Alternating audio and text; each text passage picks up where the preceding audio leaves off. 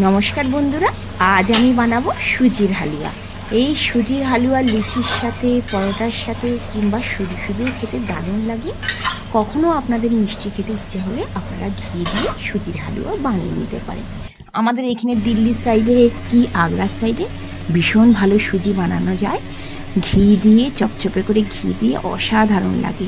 লুচি দিয়ে তো কথাই নেই, কিংবা যে কোনো সময় আপনারা সুজি বানিয়ে ভগবানকে ভোগ হিসেবে দিতে পারেন।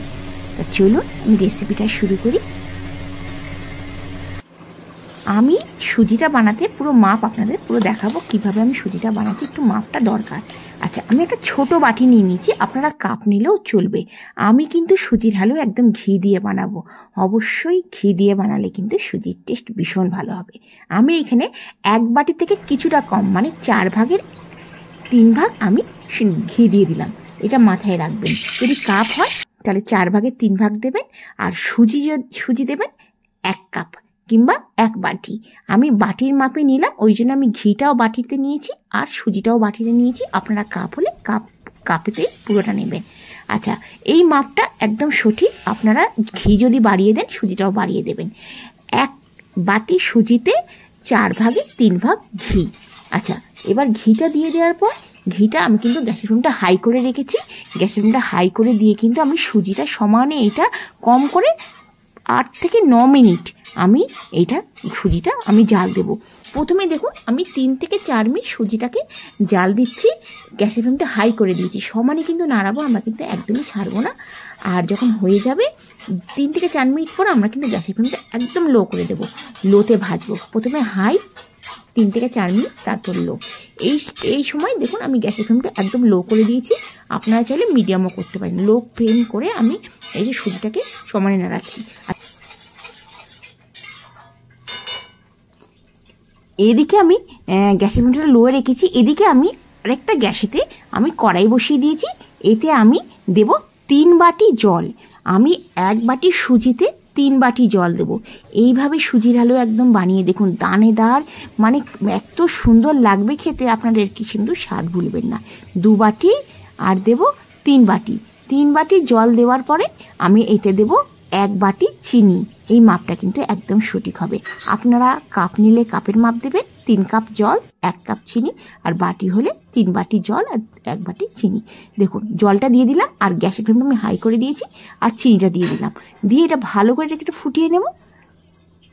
এটা কি হবে যে সুজি যে টেস্টটা খারাপ হবে না, কারণ গরম জল থাকবে, আর সুজির টেস্ট একদমই খারাপ হবে না। আচ্ছা, এদিকে দেখুন সমানে একটুখানি কালার চেঞ্জ হয়ে গেছে। এই মোটামুটি 6 থেকে 7 মিনিট হয়ে গেছে। আমি কিন্তু গ্যাসের ফ্লেমটা লো করে দিয়েছিলাম, আর দেখুন সাদা থেকে কিন্তু লাল হয়ে গেছে, কারণ সুজিটা তাহলে পারফেক্ট এখন ভাজা হয়েছে। দেখুন ঘিটাকে দেখুন, চারিদিকে ঘিটা আছে, ঘিটা কিন্তু ছেড়ে গেছে, তাহলে বুঝবেন সুজিটা কিন্তু একদম ভাজা হয়ে গেছে। অবশ্যই সুজির হালুয়া ঘি দিয়ে বানাতে যাবেন। 1 বাটি সুজিতে 4 ভাগে 3 ভাগ হচ্ছে ঘি। আচ্ছা দেখুন সমানে কিন্তু আমি নাড়ছি, হয়ে গেছে। এবার আমি কি করব, যে চিনির যে রসটা, মানে যেটা ফুটে উঠেছে, সেইটা কিন্তু আমি আস্তে আস্তে ঢেলে দেবো। গ্যাসের ফ্লেমটা লো তো আছে, অবশ্যই লো করে, গ্যাসের ফ্লেমটা লো করে মানে জলটা দেবেন। জলটা প্রচণ্ড গরম আর সুজিটাও গরম।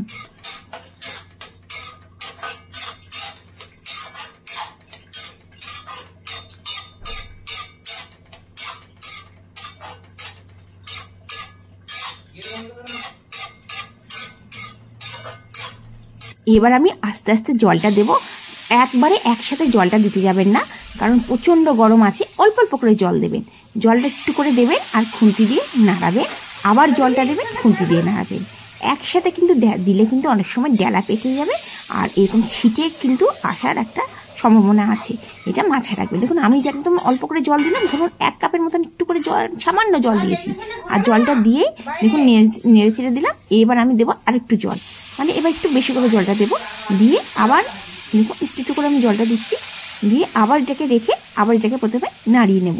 এই প্রসেসটা অবশ্যই ফলো করবেন। একসাথে দিতে গেলে এটা কিন্তু ছিটে আসতে পারে, একটা কিন্তু দুর্ঘটনা ঘটার কিন্তু সম্ভাবনা থাকে। যেহেতু জলটা প্রচণ্ড গরম, আমি জলটা একদম ফুটিয়ে নিয়েছি, চিনির জলটা, চিনিটা গলে যাওয়ার পর 5 মিনিটের মতন ফুটিয়ে নিয়েছি। ফুটিয়ে নিয়ে আমি জলটা দিচ্ছি।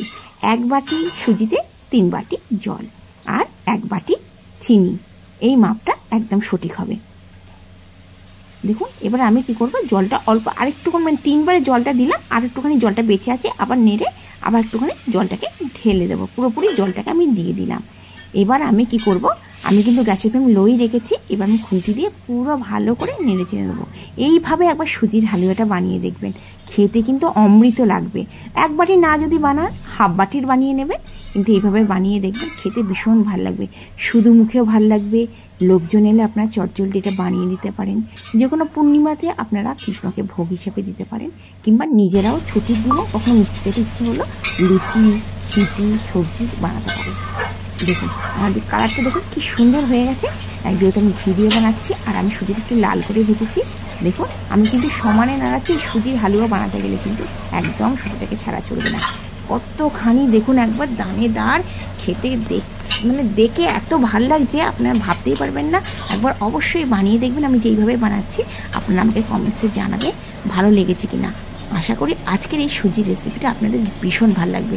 আর হ্যাঁ, এর মধ্যে আমি কোনো কিছু ড্রাই ফ্রুটস দিইনি, যেহেতু আমি এইটা লক্ষ্মী পুজোর পরদিনকে আমি সুজির হালুয়াটা বানিয়েছি ভগবানকে দেওয়ার জন্য।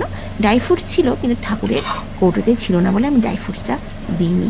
আর আপনারা কিন্তু এর মধ্যে কাজু, কিচমিচ, যে কোনো ড্রাই ফ্রুটস আপনারা দিতে পারেন।